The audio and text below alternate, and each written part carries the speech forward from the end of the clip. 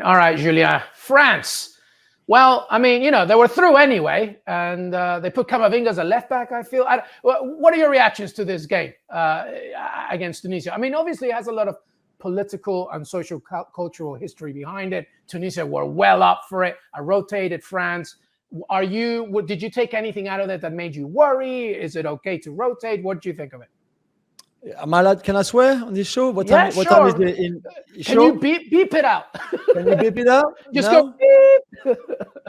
I think it was a beep show. I think it was terrible from Deschamps to start with. I've got nothing against rotation. He changed 9 players from the starting 11 that beat Denmark convincingly. So I've got nothing with changing. You want to rest players. You want to avoid injuries to your key players like Mbappe and Griezmann and Rabiot. No problem. I've got no problem with that. My issue is what you do with the changes that you make, because what Deschamps planned for this game tonight against Tunisia just didn't make any sense. It was absolute BS. It was nonsense.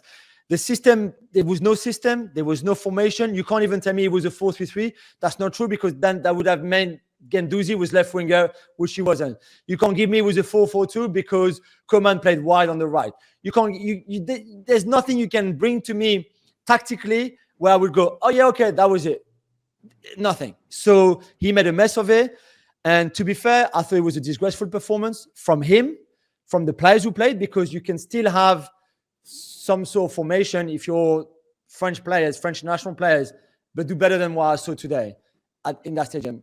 Tunisia were up for it, of course, because a win, if the result of the Australia-Denmark game had gone their way, they would have qualified. And to be fair, they deserve to win today. They played with what they do. They've got a lot of heart and they're quite intense. And then they've got Wabi Kazri, who's a wonderful player, who has such a touch and so much flair. And I think they would have qualified had he been fit through the whole tournament. But he could only play an hour, for example, today because he struggles with fitness.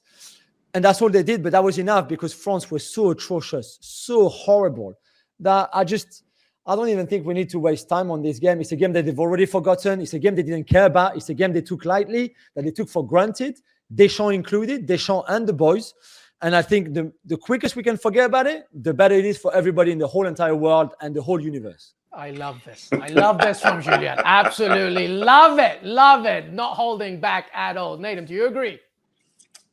Listen, Julien is the French correspondent. I cannot top anything that he said. I think that's fantastically well said. It was very, very enjoyable because to this point, he's had that sort of French swagger, we're playing well, we're winning, all this stuff. And now he's had the real downer. He's felt a bit of negativity about it. He's angry. He's angry. Exactly. Julien, welcome to the World Cup, my friend. Enjoy your moment, and I hope everybody enjoyed that as well. You're in I can cut you the Wi-Fi. You're in my flat, Nathan. Listen, you cut my Wi-Fi, you cut your Wi-Fi as well. Don't forget that. That's true. That's true. Don't self-sabotage. Don't self-sabotage. Well, let me ask you this then, Nathan, and obviously, Julien, I want you to chime in here. From what we saw today, more about France heading into the knockout stages? Do we know more? What does it worry you more heading into the knockout stages? Or does it worry you at all? I don't know how far you had France, but obviously the defending champions, a plethora of talent, even without Karim Benzema. This is a very strong side. But to Jules' point, what we saw today was calamity from Didier Deschamps. And sometimes when you have that kind of calamitous performance, decision-making, that can really hurt you against a stronger team. And the knockout stages, you can't afford to do that. Yes, it's true. But I think what I would say is that some of those players that we saw today, we might not see again for the rest of this tournament. It's not because they're bad players as such, but the performances that they've put out there will matter, because when push comes to shove and it's a knockout round against a better opposition, and he looks down the bench and his last memories of maybe Guendouzi playing on the left wing, it's not necessarily going to be something that fills you with confidence. But France is still a very, very good side. They are the reigning champions. I had them going all the way to the final.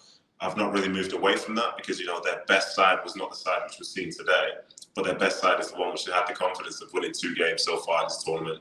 So I think the matchups and stuff will matter, but you do fancy them against Poland. And ultimately from there, you get into the quarterfinals and the semis and the like. They're a very, very good side, and they do have one of the best players in the world in Kylian Mbappe. And if he plays anywhere near his potential, there's always a chance that he'll be the difference maker. So for as good a system as they have, and the attacking talent, it always helps to have some of the best players in the world playing for you.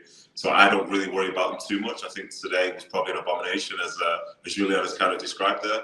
But France is still France, and people still fancy them. And as soon as that round of 16 starts, as Julien said, I guarantee you'll forget about this performance today against Tunisia, because in the grand scheme of things, it doesn't really matter. Jules, very quickly. I mean, I want you to keep the anger. Do you have different hopes for France in the knockout stages after seeing this? Or do you think Didier Deschamps is, like Nathan is saying, I think Deschamps is, all right, I've seen what I have. I know what I want. Yeah, I mean, this game, like I said, this game didn't mean anything to them. Too much for my liking. But the game is forgotten. They've moved on already to Poland. They would have watched the game together today in their hotel, and they're already focusing about Lewandowski, Zielinski, and all that Polish side. They've forgotten already about Kazri and Tunisia. It's a game that will have no impact on them, on the team spirit, on their team unity, or anything like that.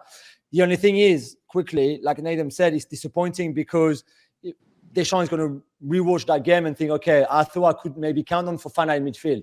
Fofana was atrocious. Okay, maybe I thought Coman was a bit better than the level that he showed today. So Dembele will still start. Those kind of things. But again, it's got no impact. I don't think it will have an impact. Thank you very much for watching ESPN FC on YouTube. For more highlights, analysis, and exclusive content, be sure to subscribe.